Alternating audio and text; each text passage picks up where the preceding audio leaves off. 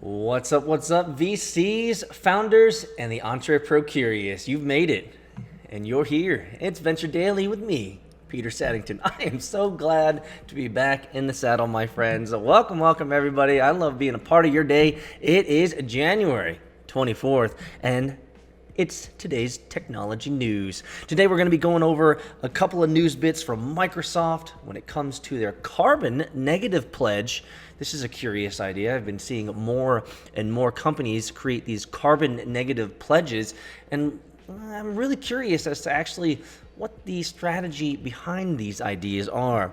The next news bit is Peacock. Yep, you heard it. NBCU's Peacock streaming service. There seems to be a lot of these services coming out these days. Cha-ching. They're going to be going full ad revenue. Is this the right way to go? I don't know. I actually had a conversation with one of the individuals from my client this week. We were talking about streaming services and how the unbundling was supposed to happen, but now we're getting even more silos in regards to streaming choices out there. So when are we as consumers ever going to get what we really want? Full a la carte choice. That's maybe something I could talk about a little bit here. And then in some good news today, there's a startup that I want to talk about that is all about rebuilding homes after disasters hit. That's in today's VC news, and then we're going to be going into the venture deals of the day. We always want to see where the money is going and where the money is flowing, and we'll finish off with the final word from me. And actually, we're going to be leveraging the Shrug calendar for that. So let's get into it, guys. Here we go. Let's press the button here because I gotta do that, guys. But let's just jump right into the news. Microsoft pledges a carbon negative pledge. So is this going to be a good thing? Microsoft vowed Tuesday to be carbon negative by 2030 and announced new plans to fund emerging technologies and methods that pull CO2 directly from the atmosphere, as Axios reports. So why does this matter? Those plans and other climate efforts Microsoft rolled out are perhaps the strongest among big tech companies. The announcement comes as the sector overall is increasingly under pressure from activists over its emissions and work with oil industry clients. So what's the big picture here? Microsoft said that its pledge to be carbon negative, that is, to spur removal of more CO2 than it produces, would apply not only to its direct operations and energy supplies, but also to the far larger carbon output from the use of its products in the economy. First and foremost, I will say this. Microsoft. One of the first things that I don't think about, we generally think about Microsoft as a software company. We generally don't think about Microsoft actually creating a lot of carbon emissions. So I wonder, what is this strategy all about? Is it a signaling to the rest of the world that they're more progressive than others? Is there some sort of virtue signaling going on? Are they really, let's be honest here, are they really all about reducing carbon emissions, or could this be some sort of political tactic? I just don't know anymore. I've never seen, let's be honest, if you think about it, with all the companies that you've heard of that are reducing carbon emissions, how do we know? How do we know if they're truly doing it? Or is this just another marketing ploy? Consider that, guys. In addition, Microsoft said that by 2050, it will, quote, remove from the environment all the carbon the company has emitted either directly or by electrical consumption since it was founded in 1975. So what are the company's new efforts? Well, they include the following: expanding its internal carbon tax to apply to its supply and value chains, not just emissions from its direct operations. Number two, creating a $1 billion fund to accelerate the global development of carbon reduction, capture, and removal technologies. Number three, new efforts to help suppliers and customers reduce their carbon footprints and making carbon cutting an explicit aspect of their procurement.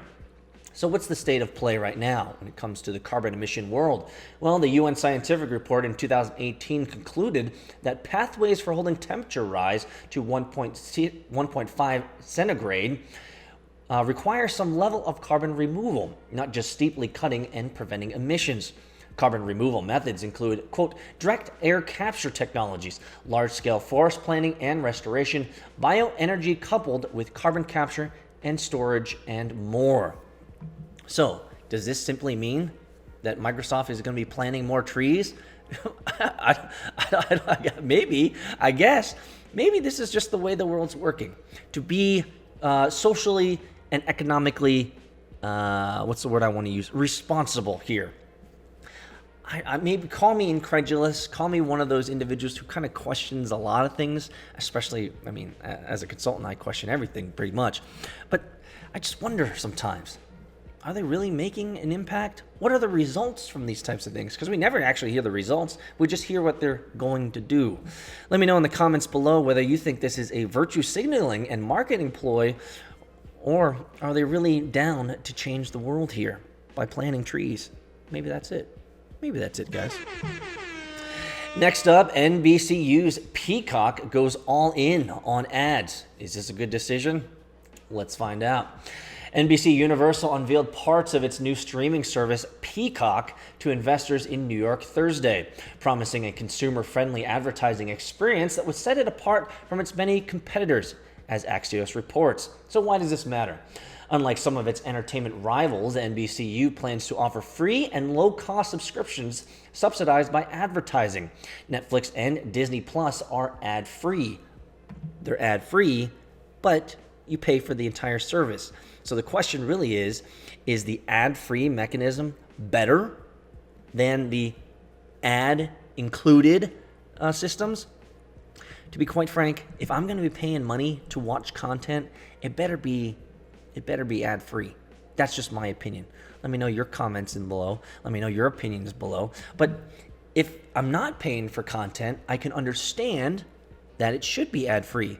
You guys maybe could give me a little bit of a little bit of help here.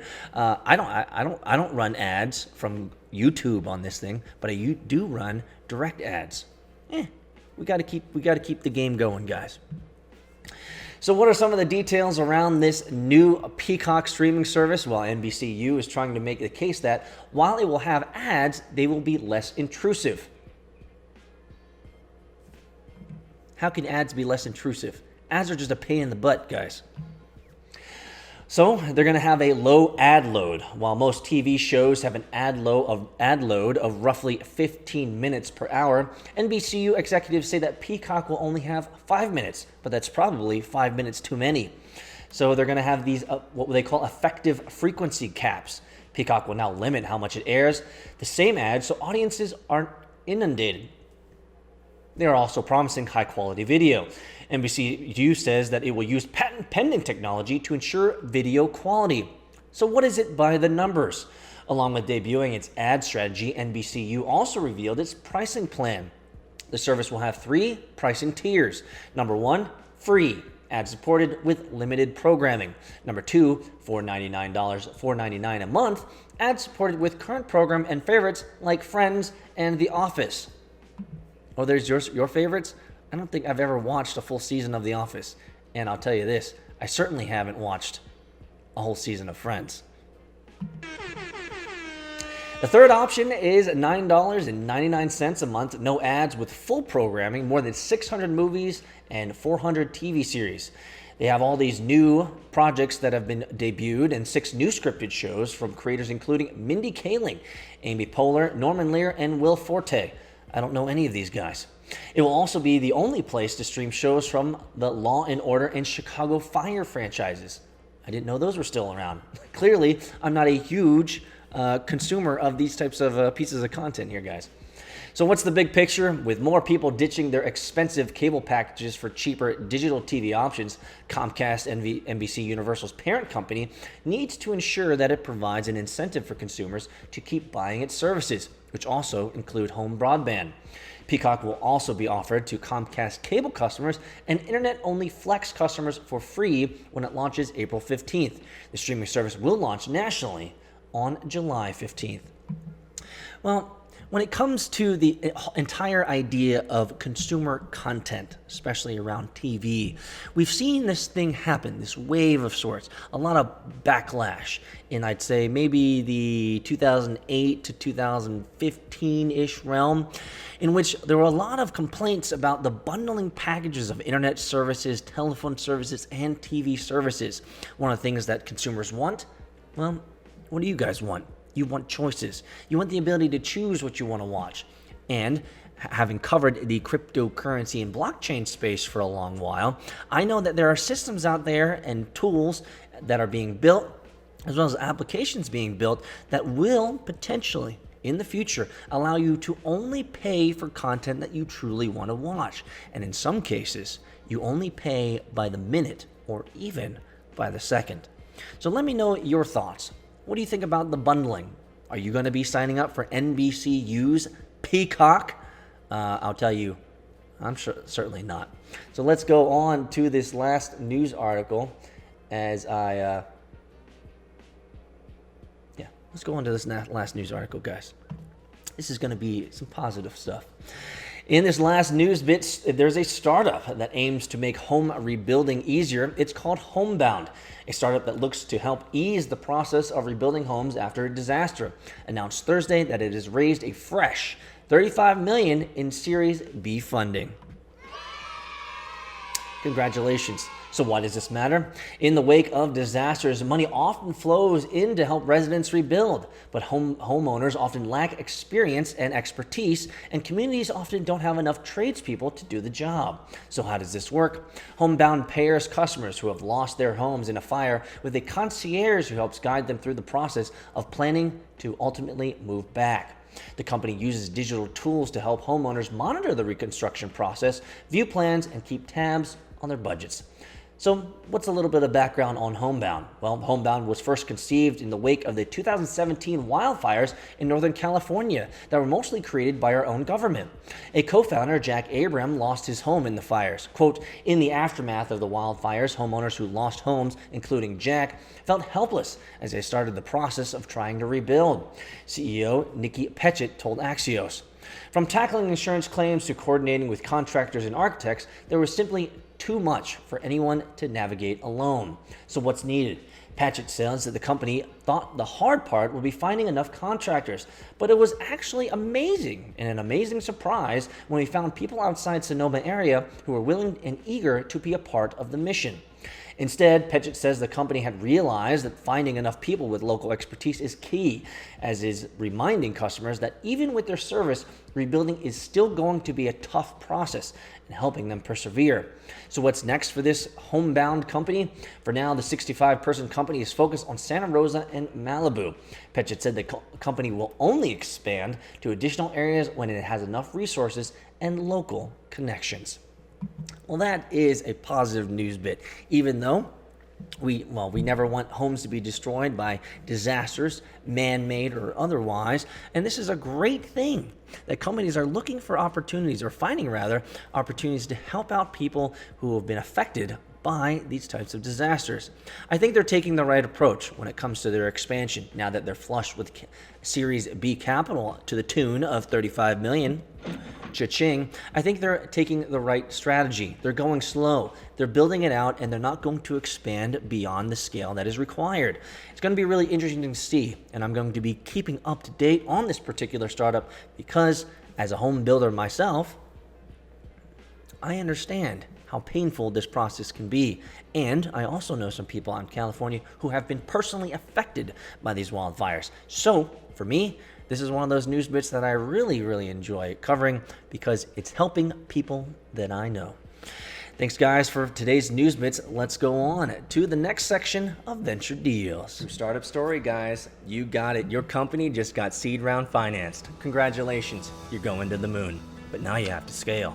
You found great talent out in California, New York, Georgia, and even Eastern Europe.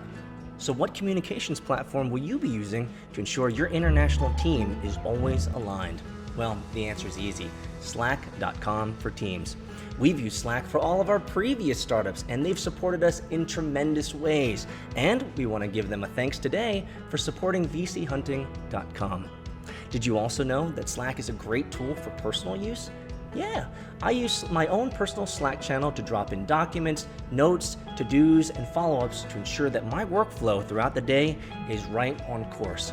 I promise you, if you try out slack.com for personal use, you'll end up using it for your team as well. Go to slack.com to check it out. Welcome back to Venture Daily, the fastest growing daily show in all of venture media. You're here with me, and make sure to keep up to date with what's going on with our company, with our startup, with our venture media company. It's great. We're having lots of fun. We're going all over the world. I just got back from Minnesota where I was freaking freezing, guys. But you can follow all of that on Twitter's at Agile Peter. Make sure also to sign up for our newsletter, The Daily Hunt. You can find links below to that. I'm always posting every night from about 6 p.m. to 10 p.m. Eastern Standard Time, Monday through Friday, news that you can use. It's all the news that I'm reading, guys. So let's move into the venture deals for January 24th, 2020. We want to know where the money is going, and we like and love to know where the money is flowing. Some cool startups in today's episode. NextNav, a McLean, Virginia-based company that deploys urban and indoor positioning technology solutions, raised $120 million in equity and debt funding. Fortress Investment Group led the round. Congratulations. LaunchDarkly, an Oakland, California-based feature management platform, raised $54 million in funding. Bessemer Venture Partners led the round. Congratulations. Thanks also. Personal note, thanks Bessemer for making one of my angel investments extremely lucrative. Action IQ, a New York-based customer data platform, raised $32 million in Series C funding. March Capital Partners led the round. Gather Foods, a plant-based seafood company and the maker of Good Catch, raised more than $32 million in Series B funding. Stray Dog Capital and Rocana Ventures co-led the round. Now, I am a plant-based diet individual, and I like plant-based diet foods. So I'm going to check this out, guys. Good Catch, plant-made, chef-mastered. Plant-based tuna? Interesting. Seafood without sacrifice. Seafood evolved. They're using all the right words. Without sacrifice. Seafood evolved. Could be the place, guys. GoodCatchFoods.com is where you want to go. Modern Health, a San Francisco-based mental health benefits platform, raised $31 million in Series B funding. Founders Fund and John Doerr co-led the round. Phenom People, a Horsham, Pennsylvania-based company focused on talent experience management, raised $30 million in Series C funding. Westbridge Capital led the round. What is a talent experience management? What does that even mean? An intelligent platform for every talent experience. The Phenom TXM is transforming the talent journey from interested candidates to thriving employees. End-to-end talent experience management.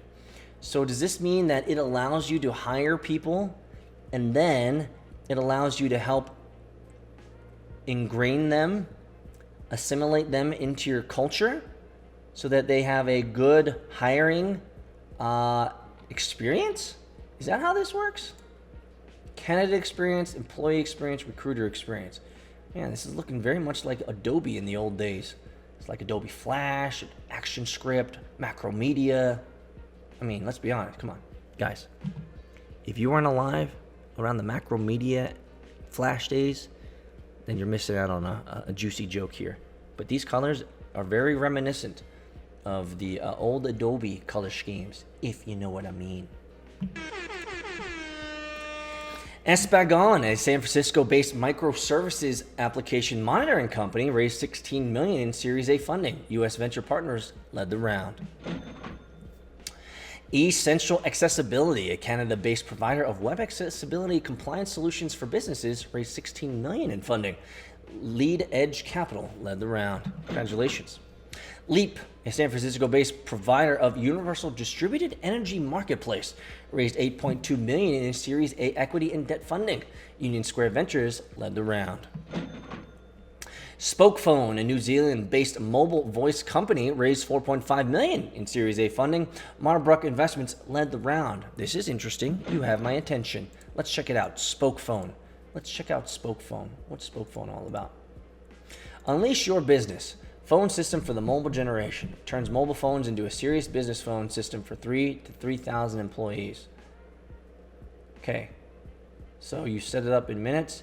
It makes your mobile phone like a BlackBerry. Nope. Interesting. Well, if you're a company and you have lots of salespeople, you have lots of people that you need to give phones, check out Spokephone. Could be the solution that you're looking for. Policy, spelled Pawlicy, Policy, a New York-based provider of pet insurance. Oh, of course it is. Of pet insurance comparison services, raised $1 million in seed funding. DeFi led the round. In terms of private equity deals for today, January 24, 2020, Freeman and Spogli and Company acquired Camps Inc., a Grand Rapids, Michigan-based pallet management service provider. Nice. Fountain Vest Partners acquired a significant minority stake. Significant minority. That's an oxymoronic statement. In Maoyan Entertainment, a China-based provider of internet empowerment entertainment services. Logic Munder, which is backed by Vista Equity Partners, acquired Unomaly, a Sweden-based AI ops company. Skyview Capital acquired Fidelis Cybersecurity, a Waltham, Massachusetts-based provider of cybersecurity solutions. FTV Capital made an investment in Security Compass, a Canada-based provider of enterprise DevSecOps software solutions. Development security operations. Not bad. Turnspire Capital Partners acquired the assets of MPI Hodlings, a manufacturer of high-precision, fine-blanked metal components for the automotive and industrial applications. And last but not least, guys, in your venture deals for January 24th, 2020, Janus International Group acquired Steel Storage Australia, an Australasia, an Australia-based provider of storage, self-storage design and construction solutions. Financial terms weren't disclosed. Well, these are your venture deals for January 24th, 2020. It's always great to know where the money's flowing and where the money is going. Did you know that there's even more value than just audio or video? Follow us on Twitter, Instagram, TikTok at VC Hunting, and make sure to sign up for the VC Hunting newsletter, where you'll be able to get weekly news on venture capital, startups, founder stories, and the occasional wisdom extracted from Peter's brain. Go to vchunting.com to sign up. And now back to the episode.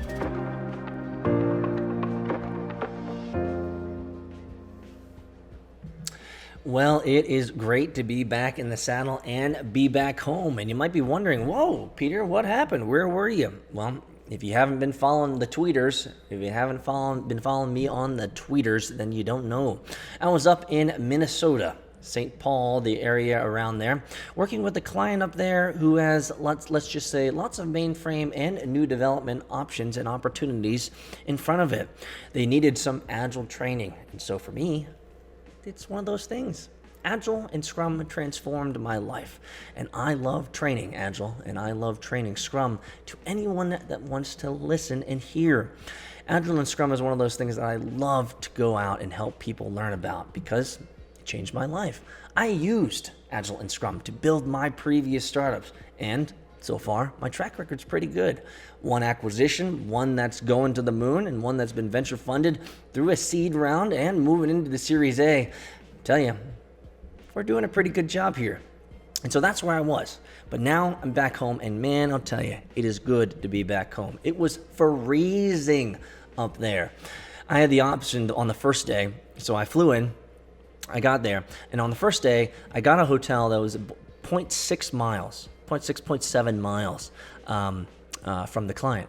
And as I was exiting early in the morning, because I had to go set up early at 7:30, so I got up early, and I went outside, and I had, I had my jacket on, my Canada Goose, 3 layers on. Guys, I walked 50 yards, 50 meters I walked, and then I was like, no, No way. I was going to become a popsicle, guys. It was like, I don't know, 10 degrees out with this Arctic blast of wind in my face. Nope. A whole bunch of nope. So here's the irony, though. The irony is I walked 50 meters, and then I walked back. I considered my options, which is one of these things. It's like, well, after you walked back, why are you considering your options? You either need to go and execute and do it, which is generally the way that I usually operate, but just make a decision. But anyway, I just standing there for like 5-10 minutes, just like considering, what should I really do? And you know what I ended up doing? I got me an Uber, guys. I got me an Uber. Nope. And then I waited 15 minutes for that Uber, for him to drive me, or her to drive me 0.7 miles. You know what? I would have made it by then. I would have made it by, well, the thought is I could have made it, but I might have ended up being a popsicle. Anyway, after my first day of training with the client, I ended up walking back. No, God! Yeah. No, God, please, no! You know, sometimes you try to challenge yourself and you try to think like, hey, this was a really good idea in my head. And then as I left the client and I walked back in the Arctic blast and the Arctic tundra, I was hating it every step of the way. But I did, though, however, bust out a TikTok video while I was doing it. So if you're following me on TikTok, you can see me talking about that with my little cone with my hood on that only allows me like about this much space to see. And so you can check that out on TikTok if you want. But for today, in today's final word, I'm gonna pull from the Shrug calendar, that I got. There's a quote here, which is interesting for this day, January 24th. Check that out, January 24th. What's interesting about this quote is I'm actually going to be posting my interview with Heidi Roizen from Threshold Ventures on Saturday, tomorrow. And she said something very similar to this, and she's actually quoting an actress. So right here is a paraphrase of the real quote, I guess, the real quote that you're going to hear tomorrow on tomorrow's episode on Saturday from Heidi Roizen. Don't want to miss that. Great interview with her, wonderful venture capitalist. There's a lot of experience, a luminary in the world of VC, and also dormed back in the day, 70s, 80s, back in the day with Tim Draper. So, man, she goes back big time. You're going to enjoy my conversation with her. Let me know. Drop a comment after you watch it. Let me know what you think. But today's quote comes from Shriram Krishnan at Shriram Cree. He said this. He said, and this is pretty much what Heidi Roizen talked about with me in our interview. He said this: I suddenly remembered what my dad told me years ago. In your 20s, you care about what others think of you. In your 30s, you stop caring about what people think about you. In 40s, you realize that people don't think about you. Well, Heidi Roizen's example is the 20-40-60 rule, because she's 61 years old, and the 20-40-60 rule is pretty much the same. In 20s, you care a lot about what other people think about you. In your 40s, you realize that caring about what other people think about you isn't that important. And then in your 60s, Shriram would say in your 40s, he must be woke. He must have gotten woke early. But in your 60s, you realize that people don't think about you at all. And that's really the truth. The thing that Heidi said, and I think this is actually encouraging considering this idea that no one really thinks about you, she said it's freeing. It's liberating. It allows you to act with courage. It allows you to act out who you are and not be an individual who is a slave to other people's thoughts and opinions, or a slave to behaving in a way that you believe people think that you should.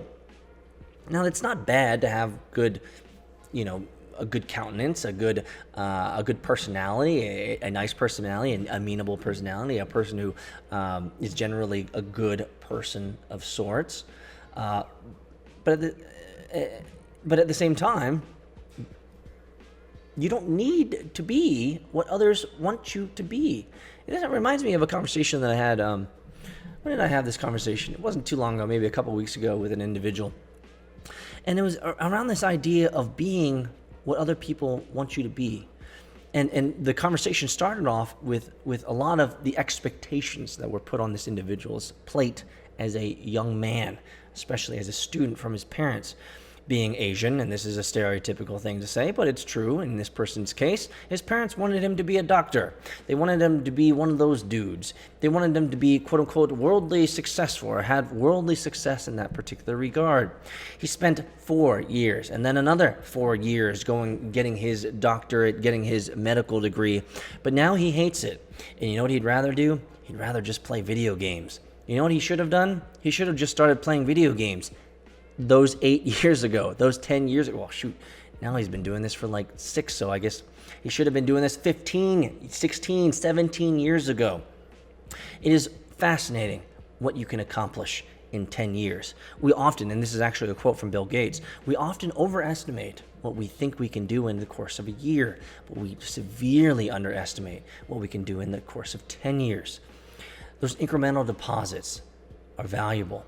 You see, not that we can go back in history for my friend, but 16 years. Think about that. What would it look like? And this is something for you to consider today on this Friday, guys, the last day of the work week. Think about this. 16 years ago, if he had started streaming, if he had started playing video games and streaming video games, do you think if he kept doing that every day, Monday through Friday, stream, grow, do you think that if he did that for 16 years straight, that he would not only have a relatively stable and hopefully pretty significant slice of income coming in? Do you think that's possible? I'll tell you, the answer is absolutely. 100%. Absolutely. 100%. If he had chosen to play video games and stream video games for the last 16 years till now, he'd be living a completely different life. He'd be living a life that he'd be happy about, a life that he's proud of, a life that has purpose. Instead, he's having conversations with me over drinks, Jack Daniels to be specific, drinks, talking about and feeling bad about the fact that he chose a path that was chosen for him by his parents. You know what? I don't want this to be depressing. So here's the idea for you today. Consider, where do you want to invest your time? You know, where do you want to invest your time? What do you want to be known for? What do you want to do? Where do you want to be in the next 10 years? If you invest incrementally, daily, small daily deposits in that, I guarantee you over the next decade, you'll be there. You'll have momentum. You'll have growth, especially if you stay the course with discipline daily and you fight the resistance daily to continue to grind. I think, and I've talked about this before, many of the millennials and even the even younger generation, the Generation Z, they want success too soon. They want success too fast. Success doesn't happen overnight. If anything, success happens overnight over a period of about 15 to 20 years. That's when you really become a success. So for you guys out there today, I hope this was encouraging. No one's thinking about you. So don't let others' opinions, their thoughts, their perceptions, their comments affect you. Do you. Be you. One last thing. As I was working with my client, this is a big corporate company of sorts, you know, there's lots of individuals there who have dedicated their lives to this company, decades even. Not that this is a bad thing. Certainly the world needs corporate employees who are willing to dig in for their companies for the long term. But consider how much time, and this is not a negative thing. If you want to think of it negatively, you can. But I think of it as it's the way life rolls. Consider this. How many of those individuals who's given 10, 20 years to that corporation, what could have they been doing if they had invested in their own interests and passions? That's the final word for today, guys. I hope you have a wonderful Friday and a wonderful weekend. For many of you guys know that over the weekend, I'm generally, all the time, out at the track, driving race cars and driving go-karts with my son. My son had a major accident last week, as some of you guys might remember. And so this weekend, I might not be at the track. I might be somewhere else. So stay tuned and stay close to the tweeters if you want to know what I'm doing this weekend. Have a great one, guys. Leave a comment, smash the like button, subscribe, and let other people know where they can get their daily news every day.